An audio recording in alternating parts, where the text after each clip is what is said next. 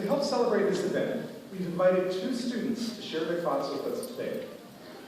Please join me in welcoming our first speaker, baccalaureate degree candidate from the Department of Geology, Richard Falchula.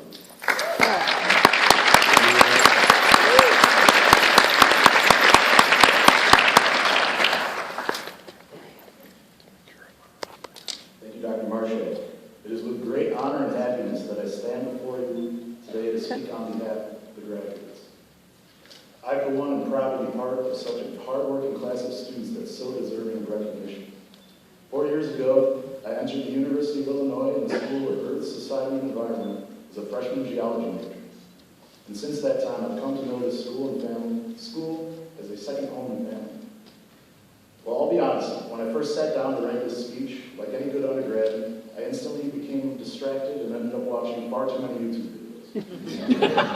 So, somewhere in between the motivational speech from Rocky and the He-Man remix of the 90s classic What's Going On, I came across a video that got me back on track. I really think that Forrest Gump put it best when he said, "Now maybe it's just me, but college was very confusing times." Confusing indeed. Fellow graduates, together we've successfully endured what can euphemistically be called the Illinois experience. The courses were challenging, the labs and exams were stressful, but together we made it to this day, and each and every one of you should be proud of your accomplishments, no matter how many times you have to take calculus. In this time of nostalgia, let's take a moment to examine what constituted the Illinois experience.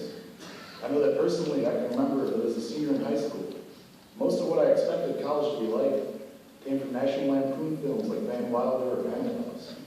Well, I served as co-president of the Illini Geology Club for 2 years, and I can tell you that while in some ways these movies are accurate in their depiction of what could go on in the nation's #3 party school, they neglected to depict a few parts of the college experience. For example, these movies don't show students cooped up in the lab, staring at petrographic microscope slides at 1 a.m. on a Tuesday night. They don't show all the pots of coffee that were brewed to get us through those last few hours of midterm study. They don't show the early morning departures for those life-changing field trips. And they certainly don't show students fighting for a table at Granger an hour after they snagged one of Mercury's. As SESE students, we worked hard and we played hard. We traveled, did research, and volunteered. We learned from experts, and we were exposed to subjects most people in this world don't even know exist. We made up a class of students from different backgrounds and upbringings, and we met people from all over the world. As SESE students, we share an interest in earth sciences that often fascinates others. I'm sure you've all fielded a few of the same questions during your time at Illinois, such as, when is Yellowstone going to explode? Are we going to have a snow day tomorrow? Why can't we just take the pollutants out of the air? How does Facebook know where I am? Is this rock a meteorite? And the dreaded, is global warming real? These questions come from our fellow Illinois students, our family members, and whoever else knows we're SESE students. But wait, take a moment and make the sobering realization that future physicians, lawyers, teachers, engineers, policymakers, and politicians are asking us these questions because we're the resident experts on today's environmental issues and concerns.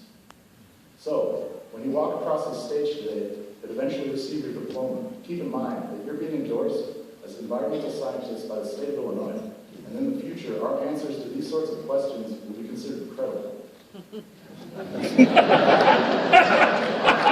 So, while this day may seem like an ending point of sorts, it's only the beginning of our professional careers.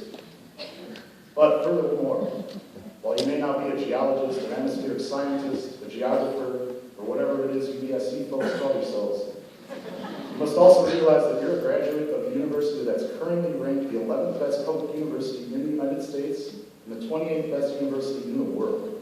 In fact, Illinois makes an appearance on just about every ranking out there, with the exception of a few NCAA sports, of course. So, don't be intimidated, but rather be proud and be thankful that you were fortunate enough to receive such a distinguished education, and be confident that we're in a great position to begin our careers and do whatever else we please. And take a moment to thank all the people who helped you cross this stage today. Thank your parents, siblings, and families. Thank your roommates, your classmates, and your friends. Thank your instructors, advisors, and administrative staff, as they all played a part in your success. Personally, I would like to take a moment to thank my dad, my sister, and the rest of my family for always being there for me. I'd like to thank my advisor, Dr. Stewart, for always steering me right academically. I'd like to thank my research advisor, Dr. Feng Hu, and my graduate student mentor, Melissa Chipman, for their long-standing and extraordinary guidance. I'd like to thank my roommates, my friends, my classmates, many of whom joined me here today, as well as my professors, Dr. Conroy, Dr. Johnson, Dr. Best, just to name a few. And on behalf of all the geology students, I'd like to thank Lon Holden and Marilyn Wallen for all they've done for us. And graduates, as we come to the end of these confusing times, I urge you to keep in touch with your professors and classmates. It's called the scientific reunion for a reason. And also keep in touch with your now alma mater. Whether you're starting a job, in graduate school, or an undetermined period of living with your parents, I wish you the best of luck in all your future endeavors. But before we go out into the void that is the real world, let's take another moment to remember and celebrate our years at Illinois. Thank you and congratulations, class of 2016.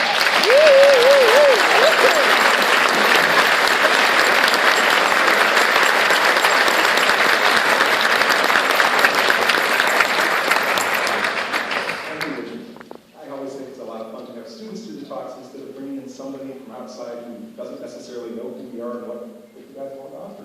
So, thanks again. Today we'll do two things. First, we're going to recognize students who have earned special honors, and secondly,